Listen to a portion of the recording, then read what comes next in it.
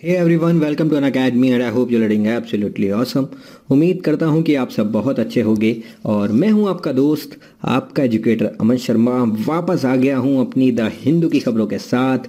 Date है आज 14 मार्च 2019। शुरू करते हैं अपने CNA के साथ। अभी तक अगर आप लोगों ने मेरे कोर्स के ऊपर सितारे नहीं लगाए हो तो बहुत सारे सितारे लगा देना।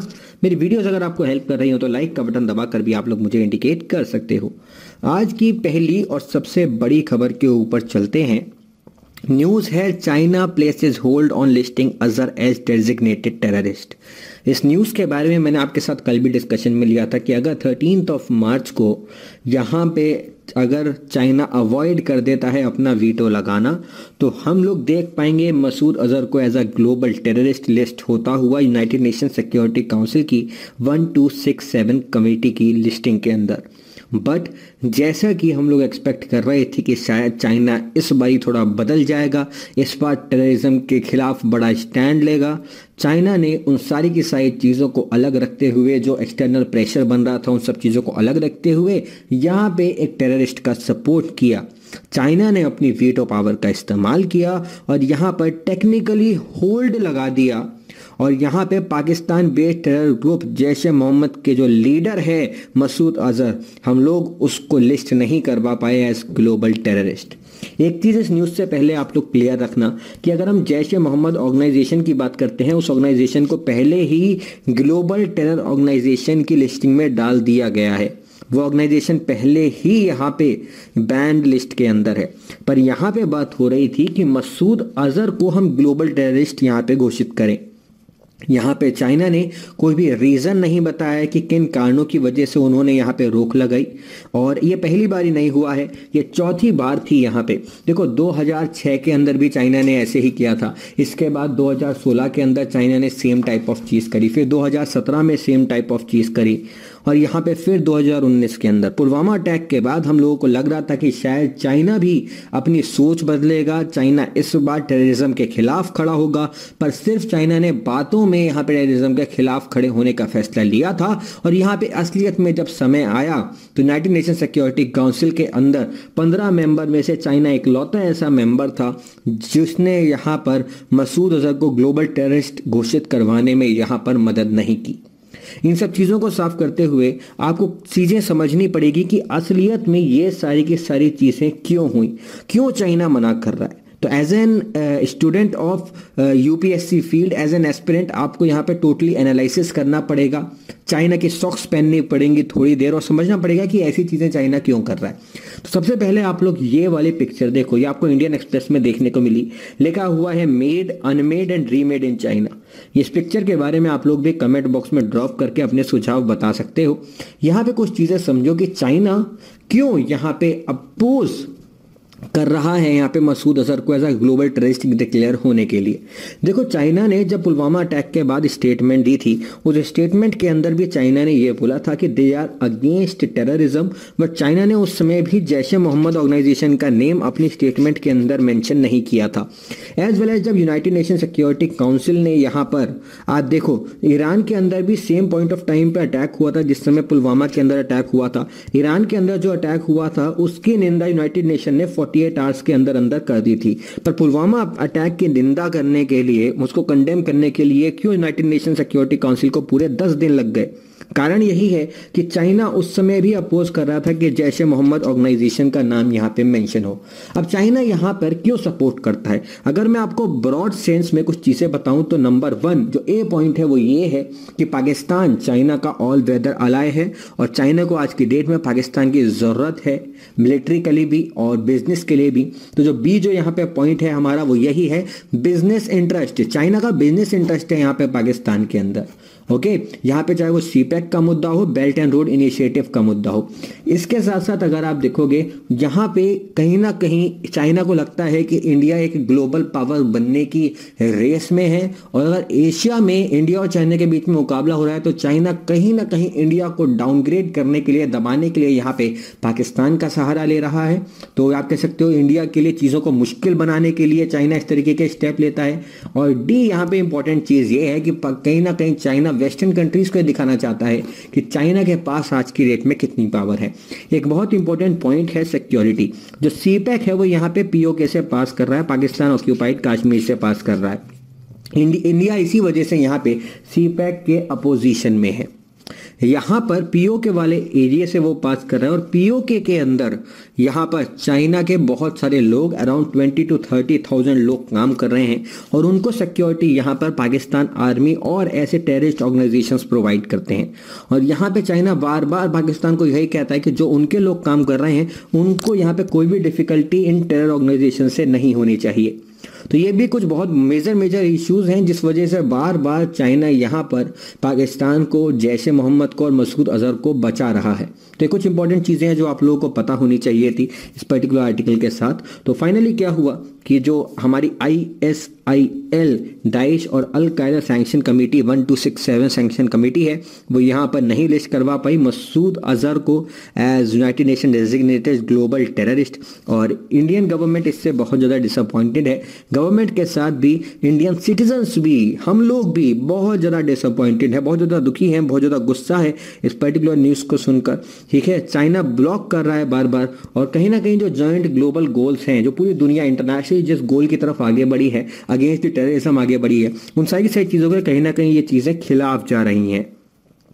यहाँ पर अगर डेजिग्नेट कर दिया जाता मसूद अजहर को एज अ ग्लोबल टेररिस्ट तो उसके ऊपर हम लोग बहुत सारे सैंक्शंस लगवा सकते थे, जैसे आर्म्स सैंक्शंस, उसके सारे एसेट्स फ्रीज हो जाते, उसकी ट्रैवल के ऊपर बैन आ जाता। ओके तो यहाँ पे यूके, यूएस और फ्रांस जो कि 3 देश जिन्होंने यहाँ पे 27 फरवरी को पेश किया था रिजोल्यूशन, वो भी यही कह रहे हैं कि दे आर वेरी क्लोज, वो बहुत ज़्यादा पास थे यहाँ पे मसूद अजहर को ग्लोबल टेररिस्ट डिक्लेयर करने के। बट चाइना ने जिस तरीके से यहाँ पे ब्लॉक किया है वो बहुत ज़्यादा डिसअपॉइंटिंग है। ओके जैश ए मोहम्मद की बात करें तो वो United Nation designated terrorist group है ही। यहाँ पे जो मसूद अजहर है जो कि फाउंडर है और लीडर है जैश ए मोहम्मद का, उसने वो सारे के सारे क्राइटेरिया फुलफिल कर लिए हैं जिसके ऊपर उसे डेजिग्नेट किया जा सकता है United nation global terrorist. But यहां पर फिर भी आप देखोगे चाइना उसके बावजूद भी अपोज कर रहा है। साथ ही Jaish e Mohammed has been responsible for numerous terrorist attack and is a threat to reasonable stability and peace. तो चाइना यहाँ पे क्यों इतनी ज़्यादा कीन है मसूद अजहर को यहाँ पे प्रोटेक्ट करने के लिए, ग्लोबल सेंसस के क्यों खिलाफ जा रही है? जो मैंने आपको पॉइंट्स बताए वही हैं कि एक तो ऑल वेदर अलाय है यहाँ पे चाइना और पाकिस्तान। ओके सी पैक कॉरिडोर का यहाँ पे जो इंटरेस्ट है वो सबसे इंपॉर्टेंट चीज़ है। और कहीं ना कहीं जो इंडिया है और यूनाइटेड स्टेट्स हैं जो कि इंडिया और यूएस एक तरीके से पार्टनर्स हैं, उनके खिलाफ चाइना एक प्रोपेगेंडा चला रहा है। तो यहाँ पे सीपैक किस तरीके से फोर्स में आया, तो जो चाइना प्रेसिडेंट ज़ी जिनपिंग है उनका जो एम्बिशन है बेल्ट एंड रोड इनिशिएटिव का, वो यहाँ पे पाकिस्तान से पास करता है। CPEC runs along length of Pakistan linking Kashgar in China Xinjiang province to the Gwadar deep sea port on the Arabian sea near Pakistan border with Iran. तो यहाँ पर उन सारी की सारी चीज़ों को डेवलप कराने के लिए पाकिस्तान के साथ अच्छे रिलेशन बनाना ज़रूरी है। यहाँ पे इंटरनेशनल प्रोटेक्शन चाहिए चाइना को ISI के प्रॉक्सी से, चाहे वो जैश ए मोहम्मद हो या बाकी सारे टेररिस्ट ग्रुप्स हों। ठीक है, इसीलिए इन वजह से यहाँ पे जो चाइना है वो डायरेक्टली सपोर्ट कर रहा है, ब्लाइंडली सपोर्ट कर रहा है टेररिस्ट ग्रुप्स को, पाकिस्तान को, ISI को। और कहीं ना कहीं यहाँ पे पूरी दुनिया के सामने चाइना का आप कह सकते एक तरीके से मुखौटा भी सामने आ गया है कि चाइना एक बहुत ही सेल्फिश कंट्री है, सिर्फ अपने गोल के लिए वो यहाँ पर टेरर ऑर्गेनाइजेशंस को भी सपोर्ट कर रही है। तो ये चीज़ थी जो कि आज के न्यूज़पेपर के सबसे हाईलाइटेड चीज़ थी। आगे बढ़ते हैं अपनी अगली न्यूज़ की तरफ। पेज नंबर 2 पे आपको खबर मिलती है NGT directs Uttarakhand Uttar Pradesh to display Ganga water quality. National Green Tribunal ने यहाँ पे उत्तराखंड और Uttar Pradesh pollution control board को ये निर्देश दिए हैं, इस चीज़ की डायरेक्शन दी है कि वो डिस्प्ले करेंगे water quality of Ganga river at all the strategic locations. जो भी स्ट्रेटेजिक लोकेशंस होंगी वहाँ पे मंथली बेसिस पे इंडिकेट किया जाएगा कि गंगा नदी का पानी पीने के लिए और नहाने के लिए ठीक है या नहीं। यहाँ पे NGT की बेंच बैठी थी जिसको लीड कर रहे थे NGT के चेयरपर्सन जस्टिस आदर्श कुमार गोयल जी। उन्होंने यहाँ पे पुल अप किया national mission for green Ganga को over its submission that the states of Bihar, Jharkhand, Uttar Pradesh, West Bengal have not provided relevant information pertaining to the stretches between Kanpur to Buxar and Buxar to Ganga Sagar. तो यहाँ पे बोला गया है बिहार को, झारखंड को, उत्तर प्रदेश को, वेस्ट बंगाल को कि यहाँ पे आप लोगों ने सही समय पर सारी की सारी रेलिवेंट इंफॉर्मेशन और डिटेल्स क्यों प्रोवाइड नहीं करी है। अब इसकी मदद से हम लोग ये देख रहे हैं कि कहीं ना कहीं जो स्टेट्स हैं वो सीरियस नहीं है यहाँ पे गंगा नदी को लेकर, और टाइम फ्रेम में जो यहाँ पे टारगेट्स थे वो उन्हें अचीव नहीं कर पा रहे हैं। यहाँ पे अगर national mission for clean Ganga की बात करें तो उसको हार्डली ही अप्रिशिएट किया जा रहा है, क्योंकि यहाँ पे गवर्नमेंट का सिर्फ सोल जो ऑब्जेक्ट था वो था रेजुविनेशन ऑफ रिवर गंगा, जो कि हम लोगों को पूरी तरीके से कामयाब होता हुआ नहीं नजर आ रहा है, क्योंकि यहाँ पे जो स्टेट्स हैं वो हम लोगों को यहाँ पर वो चीज़ें प्रोवाइड नहीं कर रहे हैं, रेलिवेंट इन्फॉर्मेशन प्रोवाइड नहीं कर रहे हैं, जिसकी वजह से हम लोग देख सकें कि national mission for clean Ganga सफल भी हुआ है या नहीं हुआ है। बट यहाँ पे उत्तराखंड के अंदर और उत्तर प्रदेश के अंदर अब आप लोगों को यहाँ पे बोर्ड देखने को मिलेंगे जिसके ऊपर लिखा होगा कि नहाने के लिए और पीने के लिए पानी स्वस्थ है या नहीं। आगे बढ़ते हैं, पेज नंबर 5 पे आपको खबर मिलती है Karnataka has most number of stolen artifacts none recovered. यहाँ पे बात हो रही है हमारे आर्टिफैक्ट्स के बारे में, हमारी पुरानी धरोहरों के बारे में। तो यहाँ पर 12 हमारे आइडल्स थे, 12 मूर्तियां थी जो कि यहाँ पे चोरी कर ली गई from the protective monuments in Karnataka in the past 6 years. पिछले 6 सालों में 12 मूर्तियां चोरी हो चुकी हैं और उनमें से एक को भी पुलिस ने रिकवर नहीं किया गया है। यहाँ पे अगर हम लोग इस डेटा डिटेल्स की बात करें कि इंडिया में कितने हमारे एंटीक जो आइडल्स हैं वो चोरी हुई हैं, उसमें आप देखोगे सबसे ज़्यादा जो यहाँ पे चोरी हुई है वो कर्नाटका के अंदर हुई है। और आप कह सकते हो जितनी इंडिया में चोरी हुई है उनका अप्रोक्सीमेटली 30 to 40% जो चोरियां हैं वो कर्नाटका के अंदर हो रही हैं, और कर्नाटका के अंदर चोरी बढ़ती हुई नजर आ रही है। यहाँ पर वो साइट्स हैं जो कि आर्कियोलॉजिकल सर्वे ऑफ इंडिया उन्हें प्रोटेक्ट करती हैं, उसके बावजूद भी वहाँ से चोरी हो रही है। कारण क्या है, बहुत सारी साइटें ऐसी हैं जहाँ पे नाइट वॉचमैन ही नहीं है, वहाँ पे रात में उनकी प्रोटेक्शन के लिए कोई सिक्योरिटी नहीं है। तो इन पर्टिकुलर 3 सालों में आप देखोगे स्टोन नंदी, स्टोन गणेशा की कुछ यहाँ पे मॉन्यूमेंट्स, कुछ यहाँ पे आइडल्स चोरी हुई है from the Ramalingeshwara temple complex in Avani Kolar district. यहाँ पे शिवलिंग चोरी हो गए हैं यहाँ पे शिव टेम्पल से इन थिमालापुरा बलारी डिस्ट्रिक्ट। ओके, यहाँ पे 8 आर्म्ड गॉडेस महिषमर्दिनी की जो मूर्ति थी वो चोरी हो गई यहाँ पे पंचलिंगेश्वर टेम्पल मांड्या से, जिसको अभी तक रिकवर करना है। तो जो मेन जो कारण बताया जा रहा है वो है लैक ऑफ सफिशिएंट स्टाफ, जो कि नहीं है यहाँ पे आर्कियोलॉजिकल सर्वे ऑफ इंडिया के पास, और ना ही यहाँ पर गार्ड्स हैं। तो सिक्योरिटी गार्ड्स ही नहीं है हमारे मॉन्यूमेंट्स को, हमारे यहाँ पे एंटीक्स को प्रोटेक्ट करने के लिए। तो ये कुछ चीज़ें जो कि आज की रिपोर्ट ने हम लोगों के सामने रखी। आगे बढ़ते हैं, आगे बात करते हैं स्वच्छ सर्वेक्षण रैंकिंग के बारे में। मैंने आप लोगों के साथ स्वच्छ सर्वेक्षण 2019 डिस्कशन में दिया था, जिसमें मैंने आपको बताया था कि इंदौर ने यहाँ पे टॉप किया है। यहाँ पे centre for science and environment ने स्टडी करी है। उस स्टडी के अंदर बोला गया है कि स्वच्छ भारत की जो रैंकिंग है वो बहुत ही मायोपिक है और बहुत सारी रैंकिंग यहाँ पे गड़बड़ है, खराब है, कुछ यहाँ पे चीज़ें हमें ऊपर नीचे होती हुई नजर आई हैं। तो यहाँ पे centre for science and environment ने एक रियलिटी चेक किया यहाँ पे टॉप 50 शहरों का, जिनकी रैंकिंग टॉप 50 के अंदर आई है स्वच्छ सर्वेक्षण 2019 के अंदर। जो यहाँ पे जो हमारे सामने रिपोर्ट आई है वो सच में बहुत ज़्यादा शॉकिंग है। यहाँ पे बताया गया है कि रैंकिंग सिस्टम यहाँ पे बिल्कुल ख़राब था और उसने एक बहुत ही मायोपिक अप्रोच यहाँ पे स्टार्ट करी।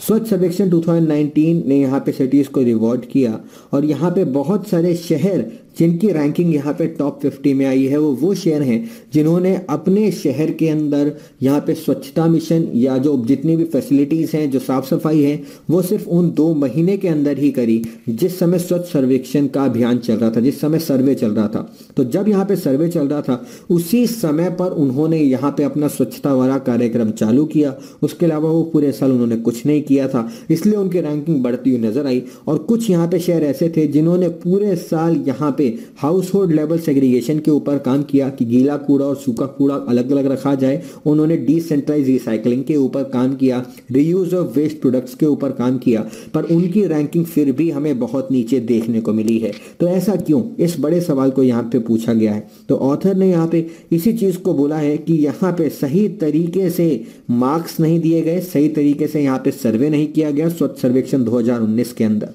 अगर हम लोग बात करें तो टॉप जो 3 शहर आए स्वच्छ सर्वेक्षण के अंदर वो थे इंदौर, अंबिकापुर और मैसूर। इन तीनों की अगर हम लोग बात करते हैं तो वहाँ पे सेग्रीगेशन लेवल आपको 80% से ऊपर देखने को मिलेगा। पर इसके अलावा बाकी सारे जो आप टॉप 50 के अंदर शहर देखोगे वहाँ पे सेग्रीगेशन लेवल 40% से भी कम है।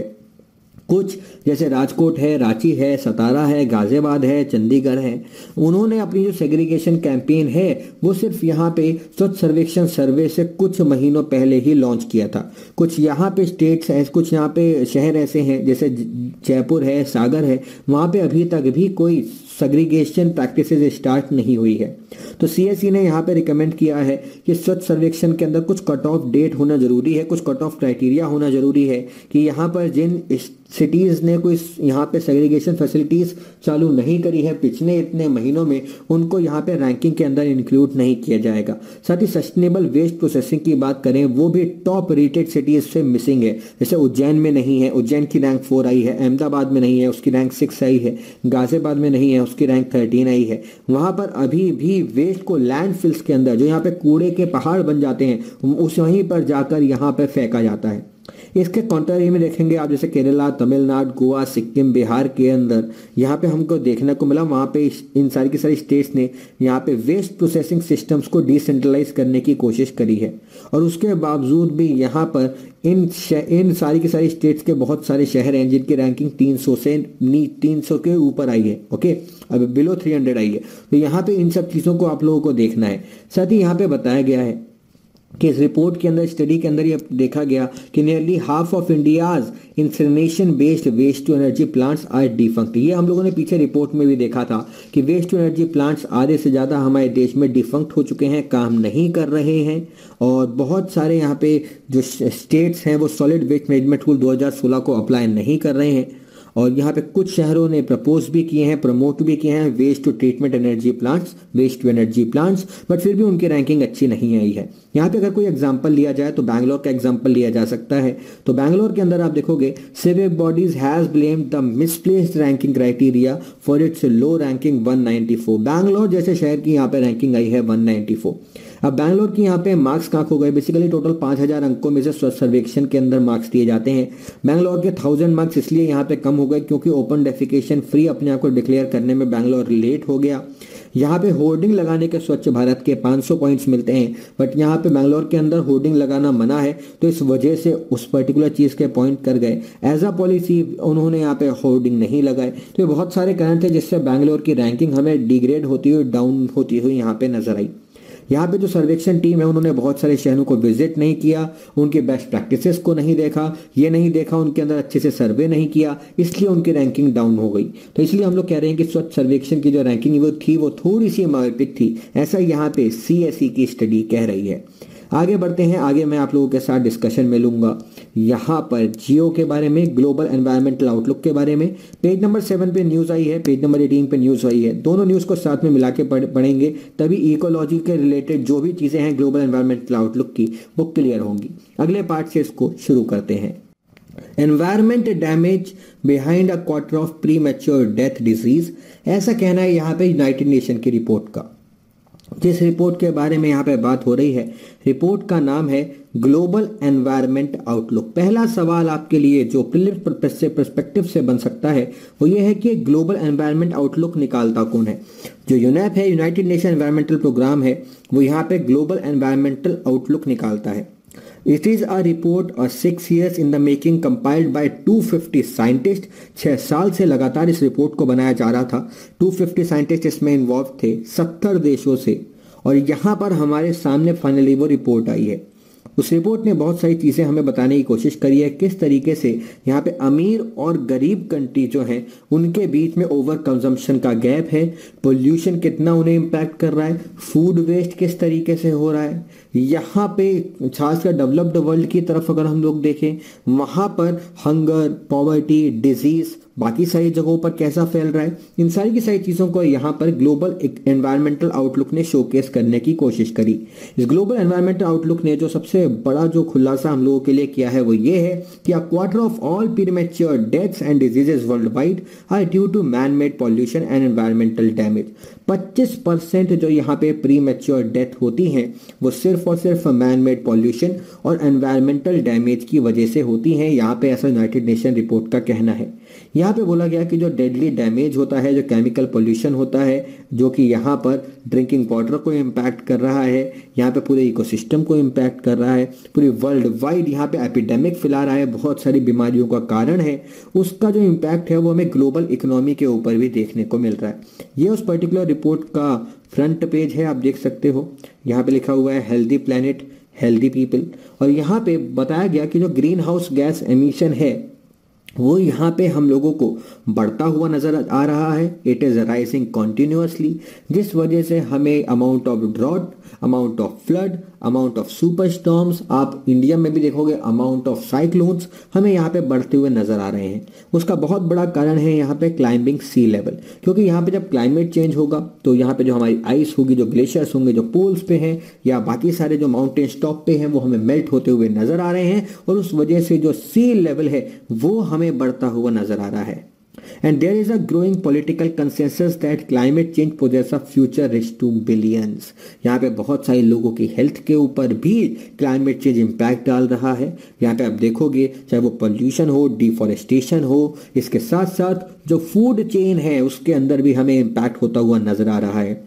जो हमने 2015 के अंदर Paris climate change agreement sign किया था, उसके अलावा पूरी दुनिया में कोई भी इंटरनेशनल एग्रीमेंट नहीं है जो कि यहाँ पर इन सारी चीज़ों को यहाँ पे डील कर रहा हो। साथ ही यहाँ पर जो हमारा जो एनवायरमेंटल आउटलुक जो हमारे सामने आया, ग्लोबल एनवायरमेंटल आउटलुक जो हमारे सामने आया, उसने पॉल्यूशन रिलेटेड हेल्थ इमरजेंसीज को भी यहाँ पे लिस्ट किया है। यहाँ पे बताया गया है कि जो पुअर एनवायरमेंटल कंडीशंस हैं उसकी वजह से 25% वो कारण है यहाँ पे ग्लोबल डिजीज का और मोर्टेलिटी का। अराउंड 9 मिलियन डेथ्स 2015 के अंदर यहाँ पर हेल्थ इमरजेंसीज की वजह से हुई थी, जो कि पॉल्यूशन की वजह से कॉज हुई थी। यहाँ पे बताया गया है कि क्लीन ड्रिंकिंग सप्लाई सब जगह नहीं है, ये बहुत बड़ा कारण है। यहाँ पे प्रिवेंटेबल डिजीज को भी हम लोग प्रिवेंट नहीं कर पाते, जैसे डायरिया है, पैरासिट्स जो डिजीज होती हैं उनके बारे में बात की गई। उसका बहुत बड़ा कारण यहाँ पे खराब पानी और पुअर सैनिटेशन है। जिस तरीके से केमिकल्स यहाँ पे नदियों में बह रहे हैं, जिस तरीके से यहाँ पे इंडस्ट्रीज से केमिकल बह रहे हैं, वो भी बहुत बड़ा हेल्थ हजार्ड क्रिएट कर रहे हैं। इसके साथ साथ यहाँ पे हम लोगों ने हमारे फॉरेस्ट को खराब कर दिया है मेगा फार्मिंग करके और डिफॉरेस्टेशन करके, जिससे यहाँ पर पूरी की पूरी अर्थ का नुकसान हो रहा है। यहाँ पे इस रिपोर्ट ने जो चीज़ बताई वो ये है कि अगर हम लोगों को इन पर्टिकुलर चीज़ों से डील करना है तो सबसे बड़ी चीज़ है हम लोगों को ह्यूमन बिहेवियर को चेंज करना है, लोगों के माइंडसेट को चेंज करना है, लोगों के बिहेवियर को चेंज करना है। देखो, स्वच्छ भारत मिशन को भी अगर कामयाब बनाना है तो हम लोग बार बार फोकस करते हैं ह्यूमन बिहेवियर के ऊपर, क्योंकि अगर हम लोग या कोई भी व्यक्ति अगर यहाँ पर जो डस्टबिन होता है वो रख देगा तो उससे इम्पैक्ट नहीं होगा जब तक लोग खुद से उन डस्टबिन को देखकर उसके अंदर यहाँ पे अपना वेस्ट नहीं डालेंगे। तो ह्यूमन बिहेवियर के ऊपर हमें फोकस करना है। साथ ही यहाँ पे फूड वेस्ट की अगर हम लोग बात करते हैं, जो कि 9% of global green house gas emission को कंट्रीब्यूट करता है, उसको हम लोग को स्लैश कर देना चाहिए, कम कर देना चाहिए। अगर टोटल आप लोग देखोगे कि 33% जो खाना है वो पूरी दुनिया में वेस्ट होता है, जो अमीर देश है वहाँ पे 56% जो खाना है वो वेस्ट होता है। तो उसको हम लोगों को यहाँ पे ध्यान रखना पड़ेगा, क्योंकि वो भी कहीं ना कहीं ग्रीन हाउस गैस एमिशन को यहाँ पे कंट्रीब्यूट करता है। ओके, और यहाँ पे जो पेस्टिसाइड्स हैं उनका यूज़ और बाकी सारी चीज़ों का यूज़ भी हमें कम करना है अगर हमें एयर और वाटर क्वालिटी को इम्प्रूव करना है। ये सारी की सारी चीज़ें यहाँ पर ग्लोबल एनवायरमेंटल आउटलुक ने हम लोगों के सामने रखी। पेज नंबर 7 पे भी आप लोगों को ग्लोबल एनवायरमेंटल आउटलुक से रिलेट करते ही चीज़ दिखाई देती है, बट ये इंडिया से रिलेट कर रही है।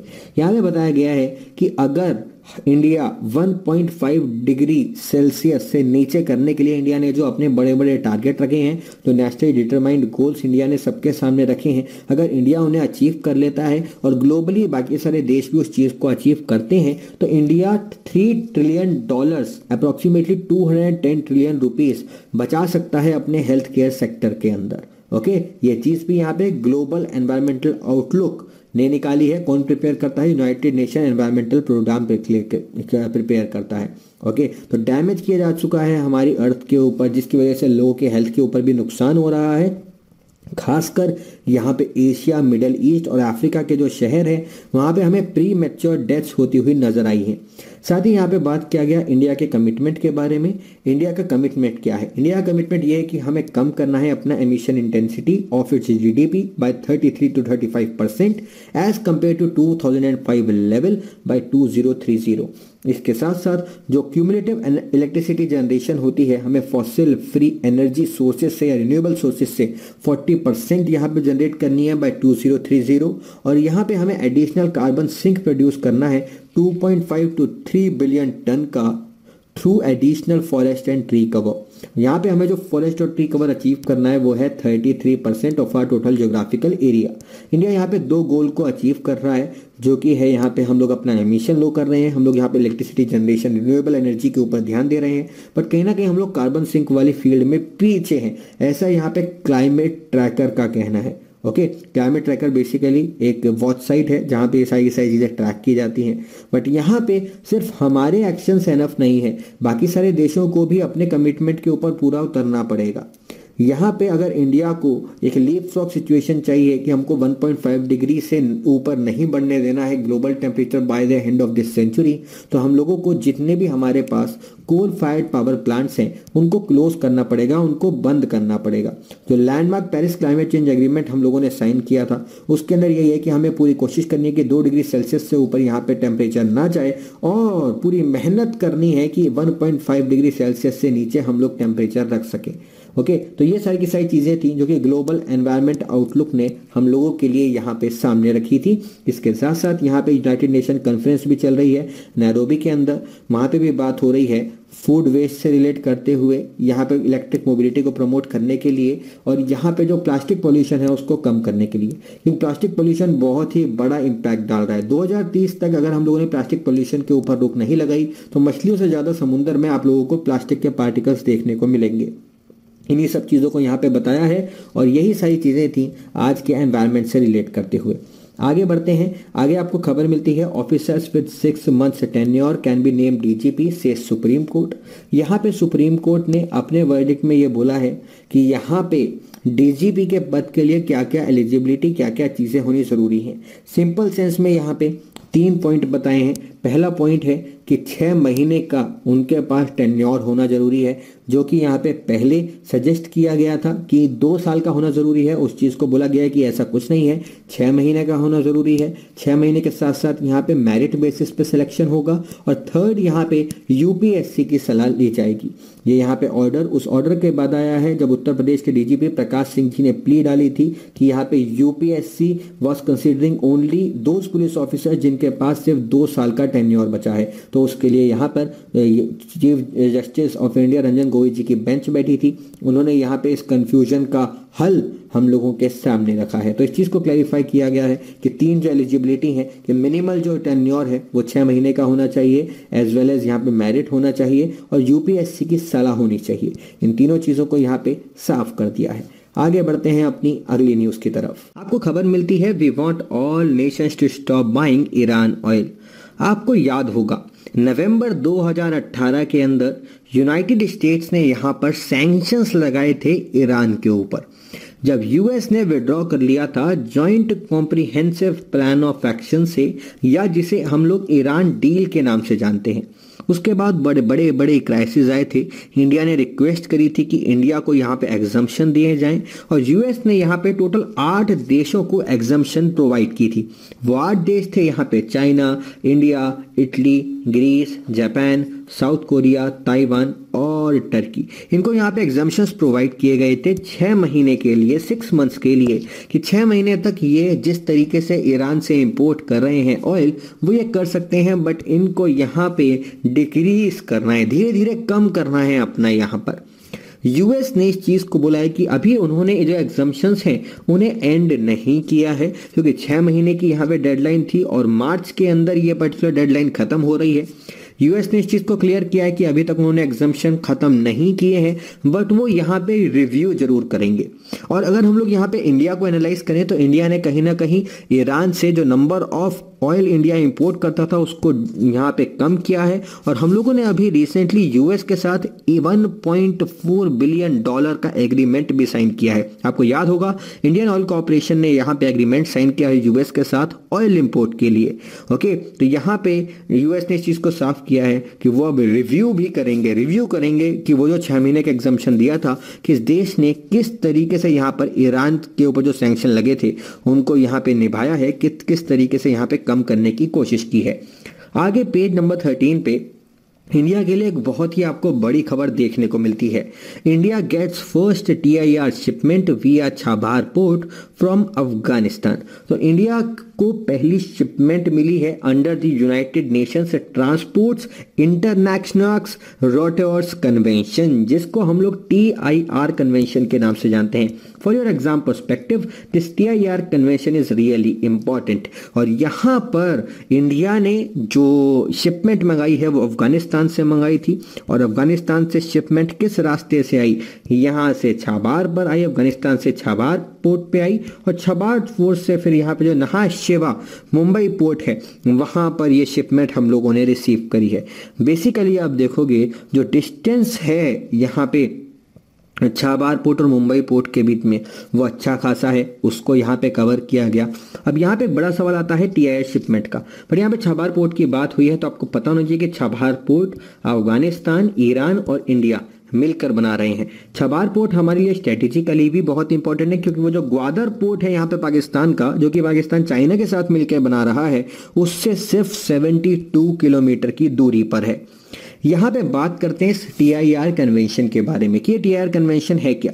बेसिकली इस कन्वेंशन को यहाँ पर 1975 के अंदर यहाँ पे साइन आउट किया गया था। इसको इंटरनेशनल ट्रांजिट सिस्टम के नाम से भी जानते हैं, और ये United Nation Economic Commission for Europe के अंडर ये पर्टिकुलर कन्वेंशन आता है। मेन इस कन्वेंशन का मतलब है seamless movement of goods within and amongst the parties to the conventions, कि जो भी यहाँ पे पार्टीज हैं, जो भी देश यहाँ पे सिग्नेटरी हैं इस पर्टिकुलर कन्वेंशन के, उनके बीच में अगर कोई यहाँ पे शिपमेंट होके जाता है एक देश से दूसरे देश के बीच में, तो उसको यहाँ पे स्मूथ यहाँ पे ट्रांसफर हो सके, स्मूथ यहाँ पे ट्रांसपोर्टेशन हो सके।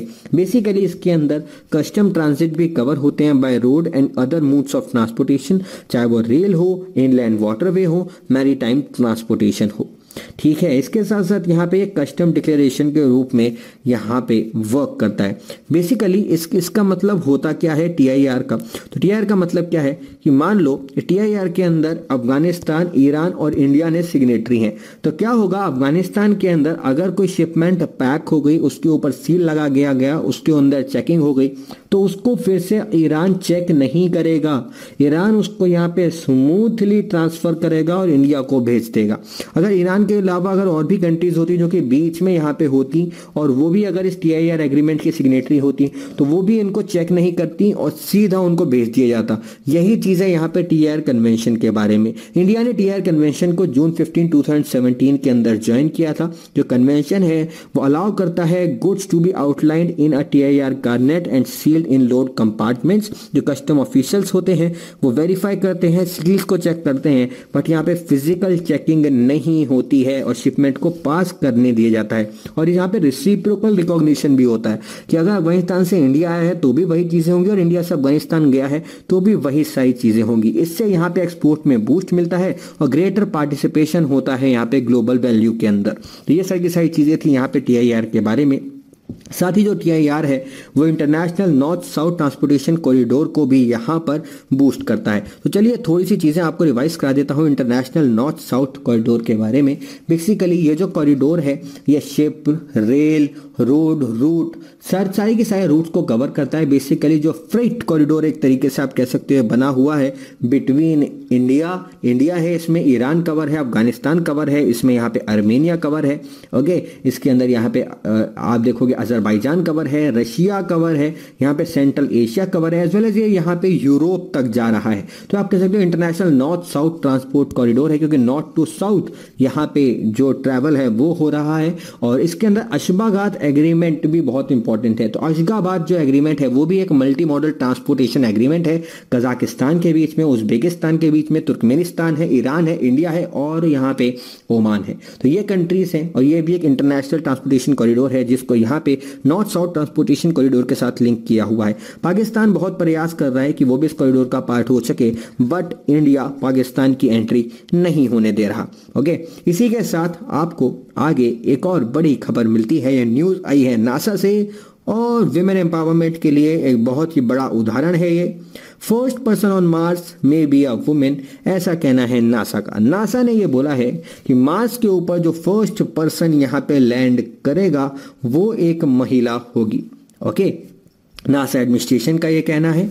साथ ही यहाँ पर इस चीज़ को भी बोला गया है कि नासा ने अभी रिसेंटली अनाउंस किया था कि फर्स्ट ऑल विमेन, एक all female space walk at the end of this particular month, जब यहाँ पे एस्ट्रोनॉट्स एन ए मैकलैन और क्रिस्टिना कॉच यहाँ पे फ्लोट करेंगे स्पेस के अंदर। तो एक बहुत ही अच्छी बात है, स्पेस के अंदर यहाँ पे full female, all female space walk होने वाली है बहुत ही जल्द। और लास्ट पेज पे ये खबर नहीं आई है, पेज नंबर पे 18 पे ढूंढोगे आपको ये खबर नहीं मिलेगी। ये न्यूज़ यहाँ पे जो ऑनलाइन एडिशन है, जो ऑनलाइन जो वर्जन है, उसमें जब वेबसाइट आप खोलते हो तो आपको ये पिक्चर दिखाई देती है। बट आई रियली थॉट कि ये पिक्चर मैं आप लोगों के साथ शेयर करूँ। ये पिक्चर सितंबर 4, 2017 की पिक्चर है। नैरोबी नेशनल पार्क के अंदर, Nairobi is a place in Kenya, तो वहाँ पर आप देखोगे हाथी के दांत हैं यहाँ पर और यहाँ पे कुछ राइनोस के हॉर्न्स हैं जिनको जलाया जा रहा है। बेसिकली ये 105 टन्स ऑफ एलिफेंट आइवरी है और 1 टन ऑफ राइनो हॉर्न्स है जिनको यहाँ पे जलाया जा रहा है। और ये लार्जेस्ट स्टॉक पाइल था जिसको डिस्ट्रॉय किया गया, क्योंकि इन्हीं सब चीज़ों का इस्तेमाल यहाँ पे इलीगल ट्रेड में भी किया जाता है। और जो साइंटिफिक रिपोर्ट जो हमारी यहाँ पे ग्लोबल एनवायरमेंटल आउटलुक रिपोर्ट आई है, उसने इस चीज़ को बोला है कि यहाँ पे हमें बहुत सारे जानवर और प्लांट्स एक्सटिंक्ट होते हुए नजर आए हैं, जो हम लोगों ने नुकसान पहुँचाया है, जो ह्यूमन पॉपुलेशन ने नुकसान पहुँचाया है, लैंड को डिग्रेड करके, एनवायरनमेंट को पोल्यूट करके, प्लास्टिक्स यहाँ पे इतने ज़्यादा क्रिएट करके, पेस्टिसाइड्स, हार्मोनल चेंज जो हम लोगों ने किए हैं कुछ केमिकल्स के अंदर, और उनकी वजह से प्लांट्स के अंदर हुए हैं, एनिमल्स के अंदर हुए हैं, तो उनका बहुत ज़्यादा नेगेटिव इम्पैक्ट हुआ है। ओके, तो सेव एनवायरनमेंट आज का ये सोशल मैसेज है। आज की वीडियो को एंड करते हैं, आज के न्यूज़पेपर को यहीं ख़त्म करते हैं। इतनी खबरें थी आपके लिए exam relevant. Love and peace from my side. Thank you for having me here guys and have a good day ahead.